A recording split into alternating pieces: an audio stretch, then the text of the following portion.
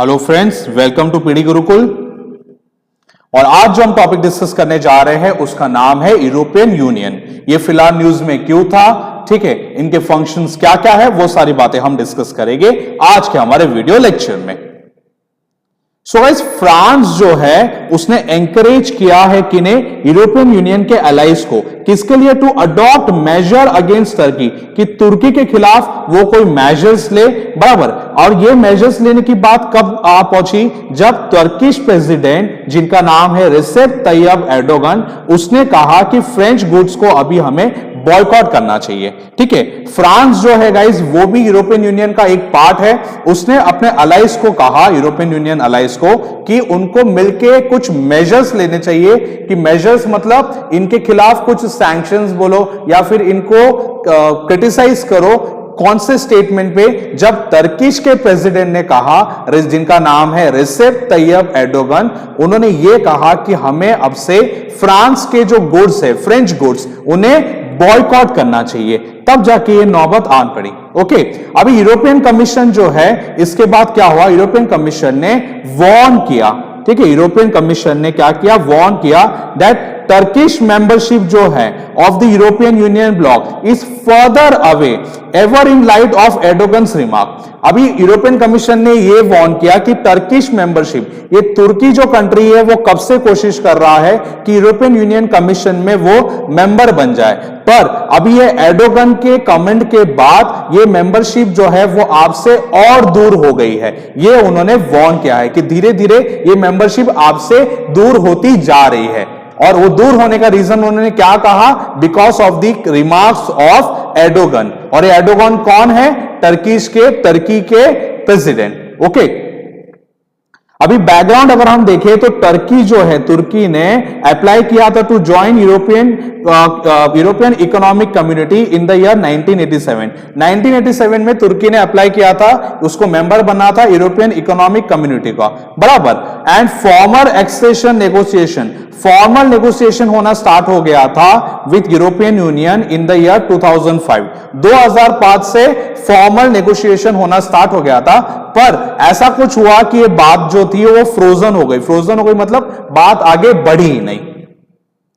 अभी थोड़ी बहुत बातें हम यूरोपियन यूनियन के बारे में जान लेते हैं। तो इसमें टोटल 27 कंट्रीज है, बराबर, जो ऑपरेट करते हैं सारे एक साथ मिलके और इकोनॉमिक एंड पॉलिटिकल डिसीजंस एक साथ लेते हैं।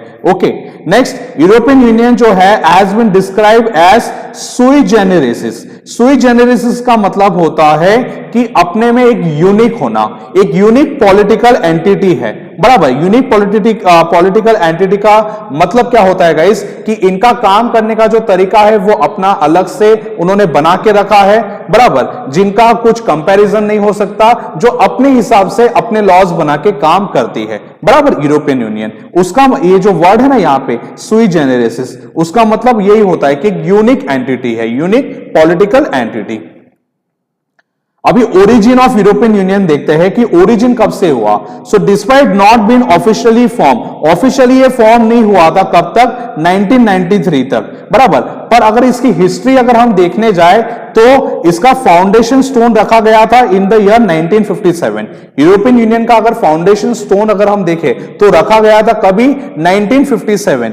तभी एक बॉडी फॉर्म हुई थी जिसका नाम था यूरोपियन इकोनॉमिक कम्युनिटी, बराबर। उस समय पे 1957 में एक बॉडी फॉर्म हुई थी जिसका नाम था यूरोपियन इकोनॉमिक कम्युनिटी, बराबर। अभी इसको शॉर्ट फॉर्म में हम कहेंगे क्या, ईईसी। तो ये जो यूरोपियन इकोनॉमिक कम्युनिटी है, ईईसी जो है, बराबर, प्रीवियसली इस ग्रुप का नाम क्या था, 1957 में ये एज एन ऑफिशियली फाउंड हुई, पर इसके पहले भी एक डिफरेंट बॉडी थी जिसका नाम है European coal and steel community. इसका नाम ये था, यूरोपियन इकोनॉमिक कम्युनिटी का, बराबर। इससे पहले इसको कहा जाता था European coal and steel community, बराबर, which had its own start in the year 1951।